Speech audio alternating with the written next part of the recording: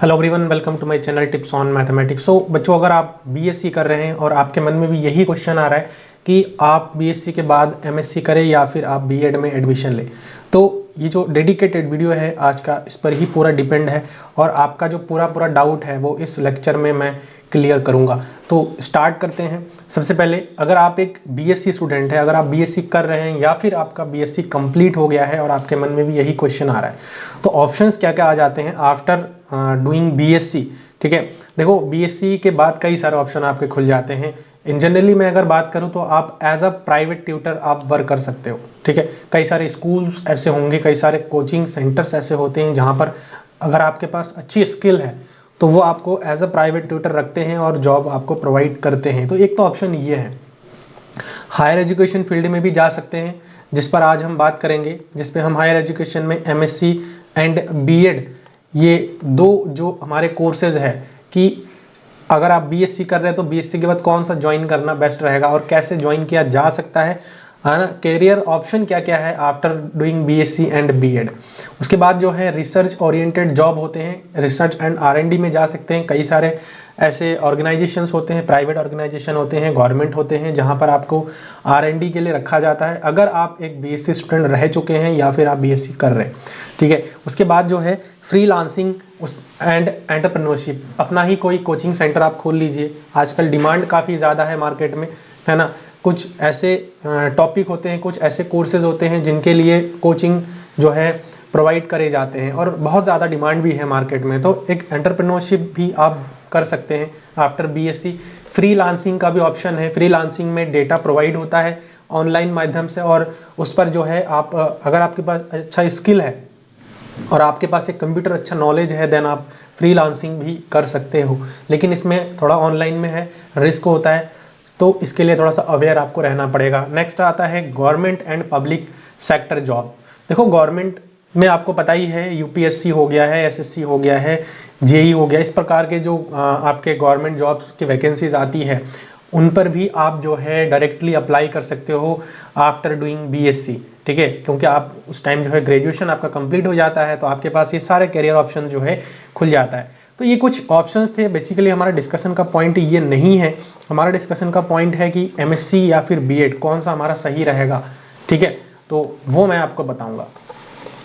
तो अगर इन सब टॉपिक पर, जैसे ये टॉपिक आज नहीं हम डिस्कस कर रहे हैं और ये टॉपिक हम आज डिस्कशन नहीं करेंगे, ये टॉपिक हम आज डिस्कशन नहीं करेंगे, ये जस्ट लाइक एक छोटा सा आपको बताने के लिए था कि अगर आप बीएससी कर रहे हैं तो क्या क्या ऑप्शंस आपके पास होते हैं, है ना। हायर एजुकेशन में जाने के अलावा भी, आगे फर्दर स्टडी के अलावा भी अगर कोई ऑप्शन है तो वो ये सारे हैं। बेसिकली इस पर हम बात नहीं करेंगे। तो हमारा जो मेन मुद्दा है आज का वीडियो का, यह है higher education. Higher education like हम यहाँ पर एमएससी और बीएड पर बात करेंगे। तो चलिए, सबसे पहले हायर एजुकेशन में यहाँ पर आपके दो ही एजुकेशन आपके पास जो है आते हैं, जिसमें आपके लाइक एमएससी और बीएड।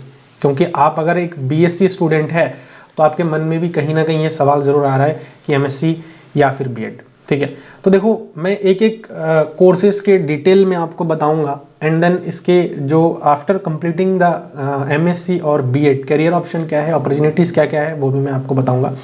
तो देखो एमएससी के लिए आपके पास ऑप्शन कई सारे होते हैं। एमएससी आपको किस विभाग में करना है, कैसे करना है। सबसे पहले तो आपको बीएड जो बीएससी है वो कंप्लीट होना चाहिए, है ना। Minimum 50 to 60% marks as needed जो कहा जाता है ना। 55% भी होता है, तो कैटेगरी वाइज थोड़ा सा वेरी भी होता है। इसके लिए आप थोड़ा सा अवेयर रहिएगा।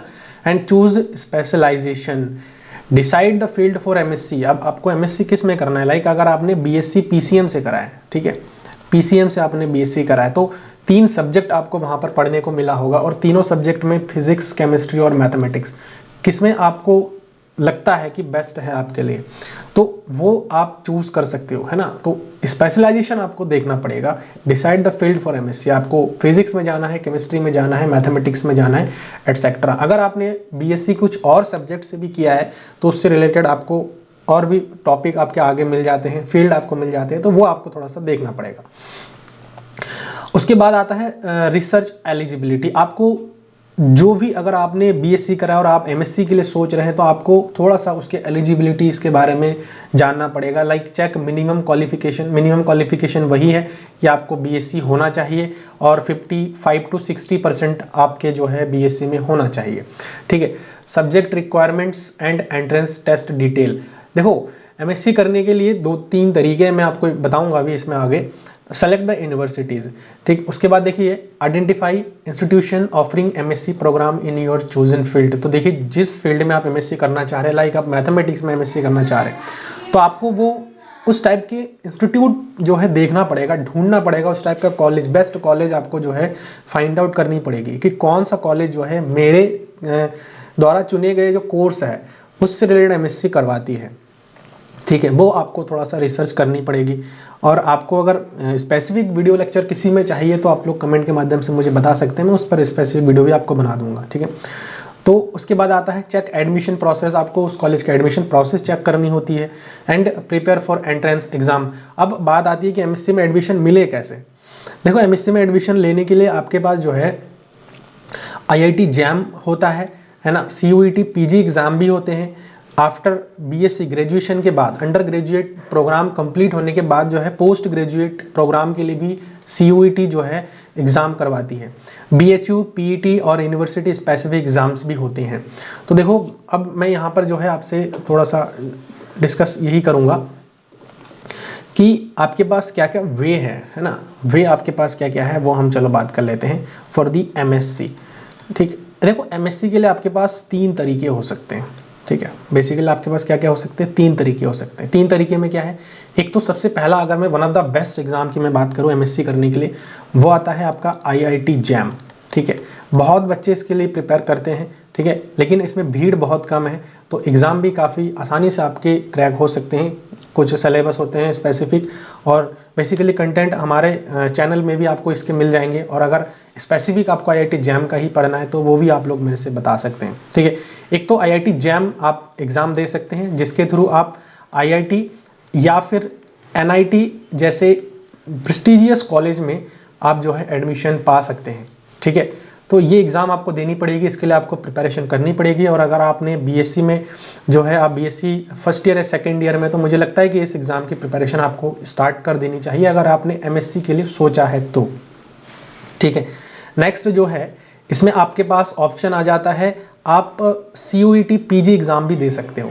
ठीक है, क्या एग्ज़ाम दे सकते हो, सीयूईटी पीजी एग्ज़ाम भी आप दे सकते हो। और सीयूईटी पीजी एग्ज़ाम देने के बाद आपको इसमें जो है रैंक आते हैं, और कुछ स्पेसिफिक जो है प्रेस्टिजियस कॉलेज, जिसमें मैं बात करूं आपके दिल्ली यूनिवर्सिटी हो गया और कई सारे गवर्नमेंट ऐसे कॉलेज होते हैं जहां से आपको एमएससी ऑफर किया जाता है आपके स्पेसिफिक सब्जेक्ट में। लेकिन इस एग्ज़ाम को देने से पहले आपको ये ध्यान रखना है कि जिस भी कॉलेज के लिए कुछ रूल्स है, कुछ नोटिफिकेशन जब आउट होते हैं तो वहाँ पर आपको पता लग जाएगा।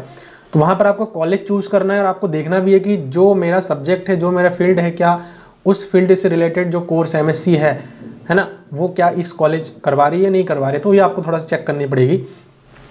एंड और आ जाता है आप डायरेक्टली किसी भी इंस्टीट्यूट में जाकर के एडमिशन ले सकते हैं। ठीक है, एडमिशन आप जो है ले सकते हैं। तो ये भी आपके पास एक ऑप्शन है जिसमें आपके 55% से अगर 60% के बीच में है तो वो यूनिवर्सिटी या फिर वो कॉलेज आपको जो है, प्राइवेट कॉलेज भी ऐसे बहुत सारे मिल जाते हैं जहाँ से आप डायरेक्टली एमएससी में एडमिशन ले करके अपना एमएससी को कंप्लीट कर सकते हैं। ठीक है, तो ये तो कुछ तरीके थे जो मैंने आपको बता दिया है जिसके हेल्प से आप एमएससी में एडमिशन पा सकते हैं। थोड़ा सा आपके जो है इसके लिए अवेयर रहनी पड़ेगी। और कोई भी एग्ज़ाम है, मैं आपको कहता हूँ कि उसके लिए आपको प्रिपरेशन ज़रूर करनी चाहिए। और एग्ज़ाम में बैठने से पहले आपको उस एग्ज़ाम के बारे में पूरी जानकारी होनी चाहिए। ऐसा नहीं है कि हम एग्ज़ाम में बैठ रहे हैं और बस ऐसे ही बैठ गए, हमें कोई तैयारी नहीं है, कुछ नहीं। तो आपको थोड़ी सी बेटा देखो मेहनत करनी पड़ेगी, तो ये आ जाता है। नेक्स्ट हम बात करते हैं बीएड पर। तो बीएड में एडमिशन कैसे हम पा सकते हैं, सेम प्रोसीजर है बीएड में एडमिशन पाने के लिए भी।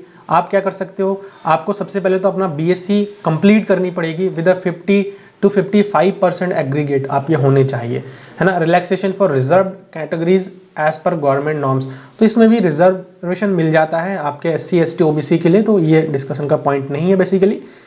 उसके बाद अगर बीएड आपको जो है कुछ टॉप यूनिवर्सिटीज से आपको करना है तो एंट्रेंस एग्जाम होता है, जिसमें DU बीएड का एंट्रेंस एग्जाम करवाता है, दिल्ली यूनिवर्सिटी करवाती है, BHU बीएड करवाती है, बनारस हिंदू यूनिवर्सिटी, मैंने कुछ स्पेसिफिक यूनिवर्सिटीज़ के नाम लिया है, बाकी आप और भी सर्च कर सकते हैं, ठीक है ना। IPU CET, ठीक है, ये एग्ज़ाम भी हो सकता है। स्टेट लेवल के एग्जाम्स भी करवाए जाते हैं, कई सारी स्टेट यूनिवर्सिटीज़ होती हैं जो बहुत अच्छी भी होती हैं, और वहाँ से भी आप लोग जो है BEd कर सकते हैं, लेकिन आपको इसके लिए एंट्रेंस एग्ज़ाम देनी पड़ती है, ठीक है। और कोर्स ड्यूरेशन की मैं बेसिकली बात करूँ तो फुल टाइम जो है अभी 2 साल की भी अवेलेबल है, और किसी किसी स्टेट में हम ये कह सकते हैं कि इंटीग्रेटेड BEd भी हमारा स्टार्ट हो गया, जो कि डायरेक्टली आफ्टर 12th जो है आप इस कोर्स को ज्वाइन कर सकते हैं। लेकिन यहाँ पर क्या है, आपका 4 ईयर का कोर्स हो जाता है, क्लियर है।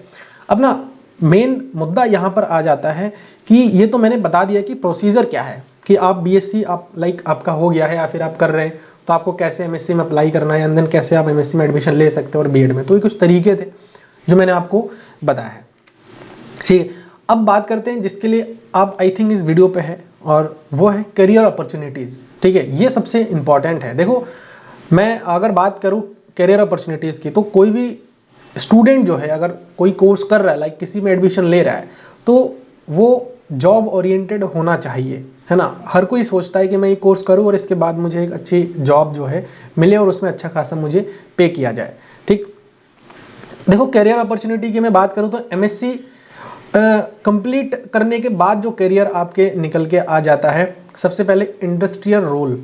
इंडस्ट्रीज़ में भी कई सारे ऐसे रिसर्च वर्क के लिए या फिर इंडस्ट्री में कई सारे ऐसे पोस्ट हमारे आती है जहाँ पर MSc वाले स्टूडेंट को हायर किया जाता है, ठीक है। Research and academia, this is the very important. और सबसे ज़्यादा अगर कोई स्टूडेंट MSc कर रहा है, देन उसके मन में एक चीज़ ज़रूर आ रहा होगा कि मुझे रिसर्च और या फिर एकेडमिक में कुछ अच्छा करना है। एकेडमिक लाइक टीचिंग, है ना, लाइक प्रोफेसर, ठीक। इस प्रकार की जो जॉब है वो इसमें पॉसिबल है अगर आप MSc कर लिए हैं तो, ठीक है। उसके बाद डेटा साइंटिस्ट एंड एनालिटिक्स पर आप जो है जॉब पा सकते हैं, जहाँ पर आप वर्क कर सकते हो। गवर्नमेंट एंड पब्लिक सेक्टर्स, देखो हर कोर्स के बाद में एक जो है गवर्नमेंट में अपॉर्चुनिटीज़ आती है, ठीक है। तो ये जो है MSc कंप्लीट होने के बाद जो है कुछ आपके करियर अपॉर्चुनिटीज़ है। यहाँ पर हम बेसिकली बात करेंगे रिसर्च एंड एकेडमिया पर। रिसर्च और एकेडमिया पर जो है अगर आपको देखो जाना है तो उसके लिए गवर्नमेंट कुछ एग्ज़ाम्स जो है कंडक्ट करवाती है लाइक CSIR नेट, ठीक है। CSIR नेट एग्ज़ाम होते हैं, एंड गेट एग्ज़ाम भी इसमें जो है आपके इंक्लूडेड है। After qualifying the GATE exam, है ना, you can get the job in PSUs। तो PSUs में भी कई सारे वैकेंसीज आती हैं, है ना, जो पब्लिक सेक्टर होते हैं वहाँ पर कई सारे वैकेंसीज आती है, और बहुत अच्छा पैकेज आपको वहाँ पर दिया जाता है अगर आप क्वालिफाई करते हैं गेट एग्जामिनेशन को। CSIR नेट एग्ज़ाम को क्वालिफाई करते हैं तो आप रिसर्च में अच्छे से जा सकते हैं। एंड देन आप अगर PhD वगैरह करना चाह रहे हैं तो उसके लिए भी आपको जो है फेलोशिप भी प्रोवाइड करती है, ठीक है। यूनिवर्सिटी आपको फेलोशिप भी प्रोवाइड करेगी। तो ये कुछ बेसिक पॉइंट्स थे जो आफ्टर कंप्लीटिंग MSc, मुझे लगता है कि अगर आप MSc के लिए सोच रहे हैं तो सबसे पहला तो आपके अंदर यही होना चाहिए कि आपके अंदर कुछ रिसर्च एबिलिटीज़ होनी चाहिए, क्योंकि आगे जा करके अगर आप मास्टर्स कर रहे हैं इट मीन कि आपको उस सब्जेक्ट या स्पेसिफिक फील्ड का अच्छा खासा नॉलेज हो जाएगा और उस नॉलेज का आप क्या कर सकते हो, उस नॉलेज का आप रिसर्च फील्ड में या फिर एकेडमिक में दे करके वहाँ पे लाइक आप प्रोफेसर या फिर एक लेक्चरर के पद पर आप जो है काम कर सकते हैं। तो वहाँ के स्टूडेंट को आप बेस्ट से बेस्ट एजुकेशन आप प्रोवाइड कर सकते हैं। तो ये कुछ ऑप्शंस खुल जाते हैं अगर आपने MSc करा है तो, ठीक है। उसके बाद बात करते हैं BEd का। BEd में भी अपने आप में BEd बहुत बड़ी कोर्स है और इसके भी कई सारे बेनिफिट्स है, करियर अपॉर्चुनिटीज़ है। लाइक आप TGT ट्रेन ग्रेजुएट टीचर बन सकते हैं BEd कंप्लीट होने के बाद, और eligible to teach class 6 to 10। आप जो है स्कूल में बच्चों को 6 से 10वीं तक के बच्चों को ईजिली आप जो है पढ़ा सकते हैं विद अ क्वालिफाइंग CTET और स्टेट टेट। आपको CTET और स्टेट टेट जो है जो एग्ज़ाम्स होती हैं BEd कंप्लीट करने के बाद वो आप क्वालिफाई करके आप स्कूल में एक TGT टीचर के तौर पर जो है काम कर सकते हैं, और अच्छी खासी सैलरी भी आपको प्रोवाइड करती है अगर आपके पास अच्छा स्किल है ना, अच्छा कम्युनिकेशन स्किल है, अच्छा नॉलेज है, देन आपको प्रोवाइड करेगी, ठीक है। उसके बाद बात करते हैं पोस्ट ग्रेजुएट टीचर पर भी टीचिंग की वैकेंसीज आती है जहाँ पर आप अप्लाई कर सकते हैं। इसमें क्या होता है, teach higher secondary classes like 11th and 12th if you also hold a post graduate degree in your subject, ठीक है। अगर आपको जो लाइक आपने MSc कर लिया है ना, या BSc के बाद आपने क्या किया है MSc किया है, तो एमएससी जैसे आप करेंगे और अगर आपके पास जो है एमएससी है तो उस कंडीशन में आप जो है पीजीडी टीचर भी बन सकते हो, साथ में आपको बीएड होना चाहिए। तो ये बहुत ही अच्छा अपॉर्चुनिटीज़ है। उसके बाद जो है आता है कोचिंग एंड ट्यूटरिंग। देखो अगर आप कहीं ना कहीं बीएड में जा रहे हैं तो मुझे ऐसा लगता है कि आपको टीचिंग फील्ड में कहीं ना कहीं इंटरेस्ट होना चाहिए, तो जाकर के आप इसीलिए बीएड में जाएंगे तो आपको वहाँ जाकर के बेनिफिट मिलेगा। ठीक है, रिसर्च में अगर आप इंटरेस्ट रखते हैं तो मुझे लगता है कि आपको एमएससी करना चाहिए। ठीक, तो यहाँ पर देखो कोचिंग एंड ट्यूटरिंग, देखो आज के डेट में अगर मैं बात करूँ ना तो कहीं जॉब में जाने की ज़रूरत ही नहीं है, कहीं नौकरी की ज़रूरत ही नहीं है। अगर आपके पास अच्छा स्किल है, अच्छा अगर सब्जेक्टिव नॉलेज है, तो आप कोचिंग सेंटर अपना खोल सकते हो या फिर आप ऑनलाइन भी कोचिंग बच्चों को दे सकते हो।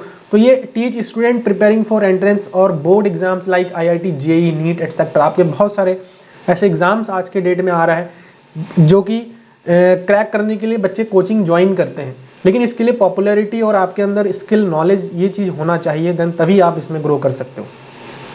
नेक्स्ट आता है हर एक कोर्स के बाद ऑप्शन खुला ही रहता है और वो है गवर्नमेंट। ठीक है, क्लियर एग्जाम्स लाइक सीटेट और state TET to qualify, secure position in KVS, NVS जैसे हमारे पास केंद्रीय विद्यालय, इसमें आता है नवोदय विद्यालय में, स्टेट रन स्कूल्स, जो स्टेट में जो गवर्नमेंट स्कूल्स होते हैं वहाँ पर भी कई सारे वैकेंसीज आती है, जिसमें जो है आप फॉर्म भर के अप्लाई करके एग्ज़ाम दे करके उसको क्वालिफाई कर सकते हैं। तो ये तो बेसिक हमारे करियर अपॉर्चुनिटीज़ था। तो अब बात करते हैं नेक्स्ट इसमें, अब इसमें नेक्स्ट मैं बात करूँगा कि कौन से जो है बेस्ट हैं। ठीक है, ये क्वेश्चन अगर आप मेरे से पूछ रहे हैं तो हम यहाँ पर बात करेंगे एमएससी और बीएड। ठीक है, अब यहाँ पर हम चर्चा करते हैं एमएससी या फिर बीएड। देखो अगर आपके अंदर रिसर्च आप करना चाह रहे हैं, ठीक है, रिसर्च आप अगर करना चाह रहे हैं तो आपके अंदर इंटरेस्ट थोड़ा बहुत भी है, क्योंकि आप जब बीएससी कर रहे हैं तो मुझे ऐसा लगता है कि बीएससी में आपको कुछ सब्जेक्ट में इंटरेस्ट ज़रूर आया होगा अगर आपने अच्छे से किया है, तो उस सब्जेक्ट पर आप एमएससी करेंगे एंड देन आप उसमें रिसर्च, थोड़ा बहुत अगर इंटरेस्ट आप रखते हैं रिसर्च में तो आप रिसर्च भी आप कर सकते हो। ठीक है, बीएड अगर आप कर रहे हैं, अगर आपके अंदर टीचिंग में इंटरेस्ट है तो आपको बीएड करना चाहिए, तो बीएड में आपको अच्छी करियर अपॉर्चुनिटीज़ मिल जाएंगे और वहाँ पर आप ग्रो कर सकते हो।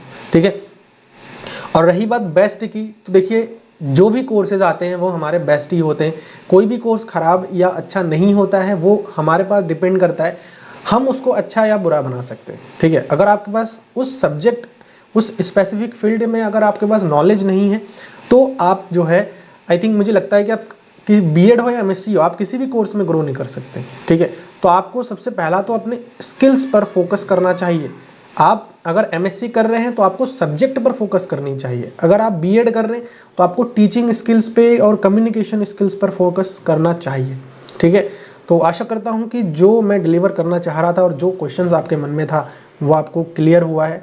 ठीक है, और कोई भी स्पेसिफिक अगर नॉलेज चाहिए, कोई भी स्पेसिफिक टॉपिक पर अगर आपको वीडियोस चाहिए तो आप लोग कमेंट के माध्यम से मेरे से पूछ सकते हैं और मैं स्पेसिफिक वीडियो आपके लिए बना भी दूंगा। ठीक है, और मैं बता देता हूं कि हमारे चैनल में जो है CSIR नेट, IIT जैम और गेट एग्ज़ाम जैसे प्रिपरेशन हमारे चैनल में फ्री में करवाया जाता है, और सारे के सारे अकॉर्डिंग टू सिलेबस जो CSIR नेट ने जो सिलेबस डिज़ाइन किया है उसके अकॉर्डिंग ही हम यहाँ पर फ्री में कोर्सेज प्रोवाइड करते हैं। तो आप लोग जो है हमारे चैनल को ज्वाइन कर सकते हैं, और चैनल पर अगर नए हैं तो इसको आप लोग सब्सक्राइब करिए, और वीडियो सही लगे इसको आप लोग लाइक करिए और अपने दोस्तों के साथ भी शेयर करिए। ठीक है, मिलते हैं नेक्स्ट वीडियो में। Thank you so much.